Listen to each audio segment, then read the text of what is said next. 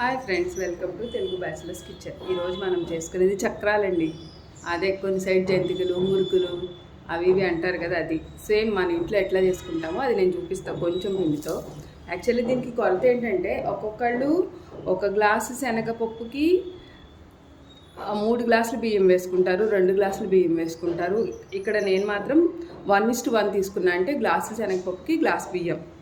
మా ఇంట్లో ఏం చేశారంటే ముందు రోజు నైట్ బాగా కడిగి నానబెట్టి మళ్ళీ ఒక హాఫ్ డే అంతా ఎండబెట్టి పట్టించారు. ఇట్లా అయితే టేస్ట్ బాగుంటుంది అండ్ చాలా నీట్గా చేసుకుంటాం కదా. ఏమన్నా శనగపప్పుకి కూడా ఏమన్నా దుమ్ము ఉన్నా పోతుంది, అట్లానే బియ్యం కూడా క్లీన్గా ఉంటాయి. సో కొట్లో కొన్న బియ్యం పిండి శనగపిండి కంటే ఇది బెస్ట్ అని నా ఒపీనియన్. ఒకవేళ మీరు చేసుకోవాలనుకుంటే చేసుకోండి. ఇప్పుడు వర్షాకాలం కాబట్టి ఇట్లా ఏమన్నా ఉంటే ఇంట్లో తినడానికి బాగుంటుంది. సో నేను ఆల్రెడీ ఇది పిండి పట్టించేశారు. నేనేం చేశానంటే అల్లం వెల్లుల్లి ప్లస్ వాము కలిపి బాగా మిక్సీ పట్టుకున్నా అండి, కొంచెం ఘాట్ కోసం. తర్వాత సాల్ట్, రుచికి సరిపడ సాల్ట్ అండ్ వాటర్ కలిపేసుకొని ఈ ప్రాసెస్ చేసుకుంటే. సో నేను ఇక్కడ అల్లం వెల్లుల్లి మిక్సీ పట్టాను కాబట్టి సో నలకలేం పట్టకుండా ఫస్ట్ ఇట్లా స్ట్రైనర్తో స్ట్రైన్ చేసేసుకోవాలి వాటరు. మనం ఘాట్ చూసుకొని తర్వాత కావాలంటే కారం అయినా వేసుకోవచ్చు. ఇక్కడైతే ఫస్ట్ దీని వరకు అయితే వేస్తున్నా, ఆ తర్వాత మీ ఇష్టం ఎట్లయినా చూసుకొని వేసుకోవచ్చు. ఒకసారి నేను కలిపినాక చూపిస్తా ఎలా ఉంటుందో. ఈ మాత్రం కన్సిస్టెన్సీ ఉంటే చాలండి. చూడండి ఇట్లా ఉండాలి, ఇలా కలుపుకుంటే చాలు. కావాలంటే మనం చక్రాలు చేసుకునేటప్పుడు ఇంకొంచెం వాటర్ వేసుకొని చేసుకుంటాము. సో పిండి అయితే కలిపేసాను. ఇదేం నానాల్సిన అవసరం లేదు, జస్ట్ స్టవ్ వెలిగించుకొని బాండీలో ఆయిల్ వేడెక్కేంత వరకు కలిపి ఉన్నా చాలు. సో మనం నెక్స్ట్ ప్రాసెస్లోకి వెళ్ళిపోతాం. సో మనం పిండి రెడీ అయిపోయింది. సో స్టవ్ వెలిగించేసుకొని ఫస్ట్ టైము బాగా వేడెక్కాలండి నూనె. అంటే మా అమ్మ చెప్పింది మసలాలంట. సో మనం మసలేదాకా పెట్టేసుకుందాం. ఇప్పుడు ఫుల్ పెట్టుకొని తర్వాత మీడియంలో పెట్టుకున్నా ఫ్లేము. సో నేనైతే చక్రాలకి ఇద్దరికి ఇన్ని ప్లేట్లు పెడతాను. ఇదిగోండి డిఫరెంట్ ప్లేట్స్. మీకు ఏది కావాలంటే అది పెట్టుకోండి, ఏది తినాలంటే. లేకపోతే కొంచెం కొంచెం అదొకటి ఇదొకటి వేసుకోవచ్చు. సో మనం నూనె వేడెక్కిపోయే లోపల పిండి అది రెడీ చేసేసుకుంటే సరిపోతుంది. కొంచెం వాటర్ కూడా దగ్గర పెట్టుకోవాలండి, ఎందుకంటే చెయ్యి తడుపుకుంటానికి. నూనె అయితే బాగా వేడెక్కాలి. వేడెక్కిన తర్వాత ప్రాసెస్ చూసుకుందాం. ఆయిల్ అయితే బాగా వేడెక్కిపోయిందండి. సో ఇప్పుడు ఫ్లేమ్ తగ్గించుకొని జస్ట్ మనకు అంతే.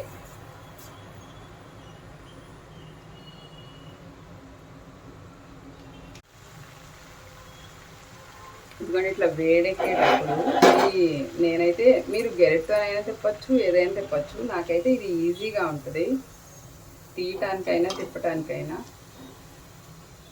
నూనె చూసుకొని కొంచెం పోసుకుంటాం బెస్ట్. కొంచెం ఆయిల్తోనే చేశాను నేను. సో ఇది తీసేసిన తర్వాత కొంచెం కొంచెం పోసుకుంటాం బెస్ట్. సో ఇదొక ప్లేట్తో చేశాను. సో అన్ని ప్లేట్లతో మీకు చూపిస్తా.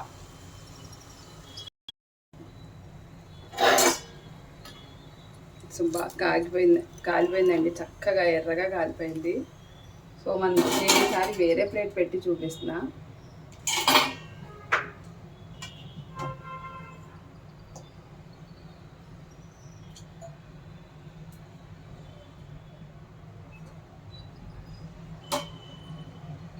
చెక్క పొక్కడి అంటారు కదా, ఇది నార్మల్ ప్లేట్ అండి. నార్మల్ మామూలుగా అందరం ఇంట్లో చేసుకునేది.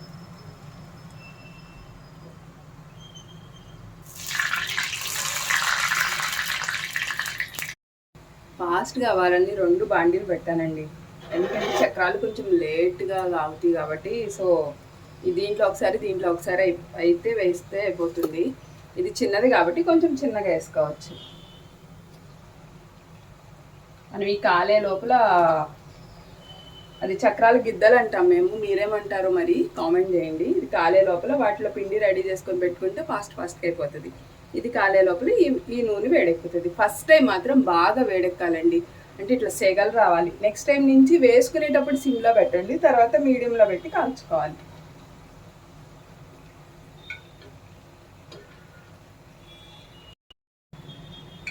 ఓకే అండి, ఇదైతే కాలిపోయింది. సో మనం దీంట్లో వేసుకొని పిండి రెడీ చేసుకునే లోపల ఆ బాండీలో అది కూడా అయిపోతుంది.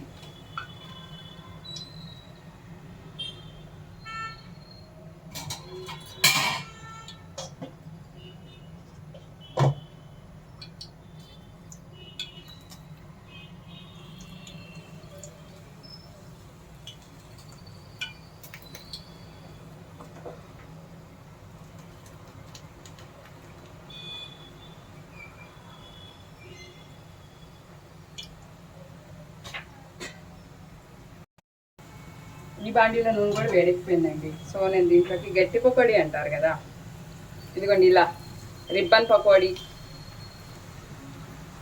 ఇది చిన్నది కాబట్టి కొంచెమే వేస్తున్నాను,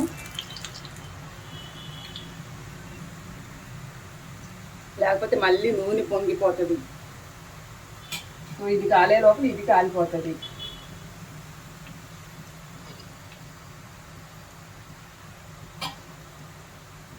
మనకి ఏంటంటే ఫాస్ట్గా అయిపోవాలి, నీట్గా అయిపోవాలి, అండ్ టేస్ట్ కూడా బాగుండాలి. చూడండి రిబ్బన్ పకోడీ నీట్గా కాలిపోయింది. ఇంకా సో నార్మల్ అయితే ఇంకా కాలుతానే ఉంది. సో మనం అన్ని రిబ్బన్ పకోడీనే చేసేసుకుంటే ఈజీగా అయిపోతుంది. అండ్ తర్వాత సన్నది కారపూస అంటారు కదా, అది కూడా చాలా ఫాస్ట్గా అయిపోతుందండి.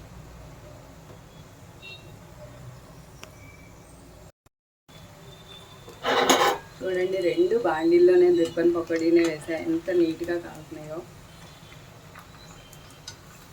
కొంచెం కాలిన తర్వాత తిప్పుకుంటే బాగుంటుంది, నీట్గా తిరుగుతాయి.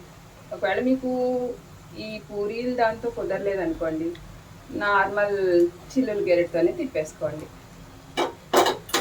రెండు ఒకటేసారి అయిపోతుంది, పిండి కూడా ఫాస్ట్గా అయిపోతుంది. ఇంకొక రెండు చేసుకున్న తర్వాత ఈసారి మనం సన్నకారపూస వేసుకుందాం. ఇవి కాలిపోయాయండి. ఇప్పుడు నా ఫేవరెట్ సన్నకారపూస వేసుకుందాం. నాకే కాదు చాలామందికి సన్నకారపూస అంటే ఇష్టం కదా, కాకపోతే అవి వెయ్యగానే కాలిపోతాయండి. కొంచెం జాగ్రత్తగా ఉండాలి, ఫాస్ట్గా చూసుకోవాలి.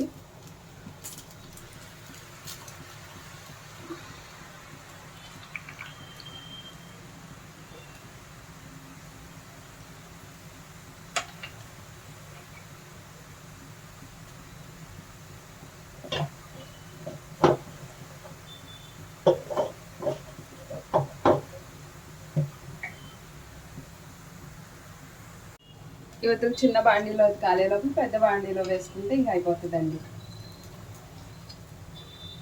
సో మీరు ఎలా చేస్తారో చెప్పండి, ఇంకా మీ సైడ్ స్పెషల్గా ఏం చేస్తారో చెప్పండి. తర్వాత ఇంకేమైనా కొత్త వంటలు ఉంటే మీరు రెసిపీ చెప్పండి, మీ పేరు చెప్పి నేను చేసి చెప్తా.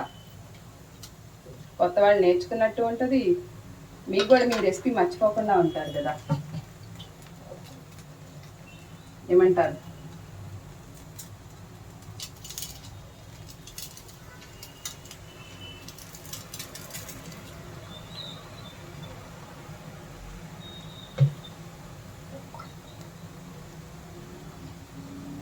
చూస్తే ఇది కాలిపోయిందండి, ఇలా తిప్పేసుకొని ఇంక అంతే. సో ఇది కూడా కాలిపోయింది, ఇంకా అది కూడా అయిపోతుంది. సో ఈరోజు మన వంట ఇది. మీరు ఎలా చేస్తారో చెప్పండి, ఇంకా నేనేమైనా తప్పు చేస్తే కరెక్ట్ చేయండి. సో చూసారు కదండి, మనం ఆ పిండితో చేసుకున్న వాటిలో ఇన్ని చక్రాలు అయిపోయాయి. మేబీ ఒక 40 మినిట్స్ పట్టినట్టుంది, అయినా సరే బాగుంటాయి. సో బయట ఏ ఆయిల్తో చేస్తారో ఎన్నిసార్లు మరిగిద్దో తెలియదు కాబట్టి ఇంట్లో ఇట్లా ఈజీగా చేసుకోండి. కొంచెం కొంచెం చేసుకోండి, టేస్ట్ బాగుంటాయి అండ్ హెల్దీ కదా ఫస్ట్. సో మీకు ఈ వీడియో నచ్చినట్లయితే లైక్ చేయండి, కామెంట్ చేయండి. Thank you.